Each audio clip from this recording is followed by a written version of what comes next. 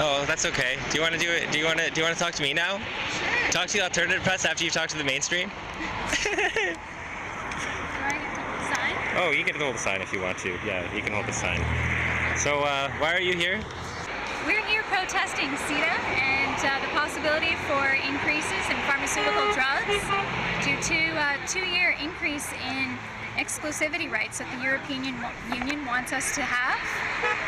So that will actually result in a $2.8 billion a year increase in pharmaceutical drugs for consumers, for everyone, for Canadians. So every Canadian then will be paying a little bit more for drugs. Is that what's? That's right.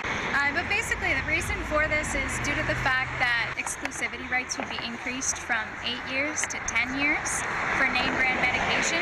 During that period in time, generic brands are not able to be manufactured or sold in Canada, and generic brands are actually used to fill over 40% of Canadian pharmaceutical prescriptions. So, of course, having 2 more years without those generic drugs is what's going to cause the $2.8 billion increase. Do you think that we should even be giving exclusivity rights to these companies to begin with? Well, the premise behind it is actually kind of good. Like, countries will actually give these exclusivity rights in order to encourage innovation and the creation of new drugs.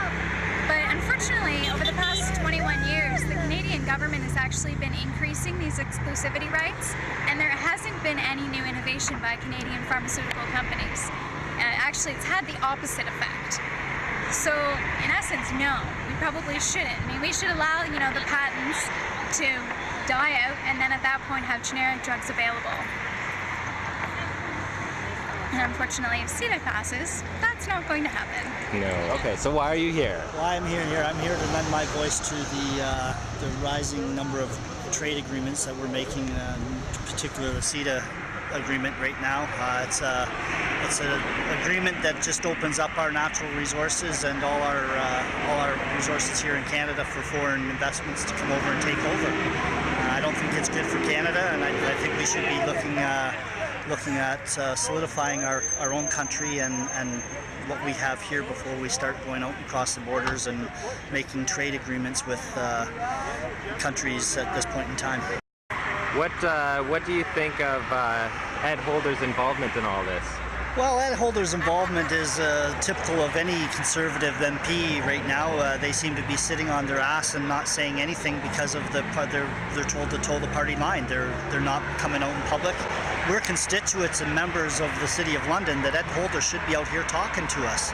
I think it's disgusting that he doesn't take the time out to come and talk to people that he knows has a different view of his, and that's fine. It's all about debate. That's how we accomplish things, and that's how we've accomplished things for a lot of years, by sitting down, having good debate, good dialogue, and I really feel that Ed Holder is hiding on most issues right now because of, they're told from the Prime Minister of Canada, the guy that likes us to refer to as a Harper government, not to say anything. Yeah. I think that's as a politician that's elected by his constituents and that's sent to Ottawa to serve and take the voice from his constituents to Ottawa, he's not doing that at all.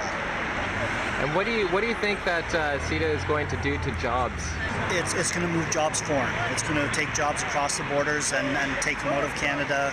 It's going to take our resources. It's going to increase our drug costs. There's all sorts of ramifications from a Ceta agreement. What is Ceta? CETA's Canada, or the Comprehensive Economic and Trade Agreement. So it's a fancy name for a trade deal with Europe. Why are you here? Why am I here? $2.8 billion a year per year and more in drug costs. Investor state lets corporations sue if they lose any revenue. If you want to ban trans fats in your cafeteria, they can sue you if they lose profits. They might be able to weasel their way into forcing us to privatize part of our healthcare. Let's see, municipalities, universities, hospitals, public services, they can all compete for contracts. Say they want to offer public transit or buy up public transit. If they say they can do it cheaper, then they can force us to let them have the contract. If you want to have a youth employment program locally, they can say that's an unfair trade practice. Race to the bottom for wages. Trade deals seem to transfer power and human rights to corporations, from individuals to corporations. So we want to do all we can to stop the Harper government from going ahead with this trade deal. What have we told Ed Holder today? I don't think we've been able to tell him anything because he's not here, but he's on the trade agreement negotiating committee. We'd like to know what kind of language protects our healthcare system from that. There was some in the NAFTA trade agreement, but we don't know if there's any in this one, and why would he want to give a huge Europe's got some of the biggest corporations in the world. Why would we want to give them power to compete with us locally for contracts that can help keep stuff local, like jobs, good paying jobs? And what's in it for Ed? Why is he doing it? Why is he negotiating this deal? Well, he can, supposedly Canada can sell more beef cows to the European Union, but you know, maybe he'll get a great job with one of the huge companies from Europe buying up water around the world and selling it back to people who can't afford to buy it in the first place. Yeah.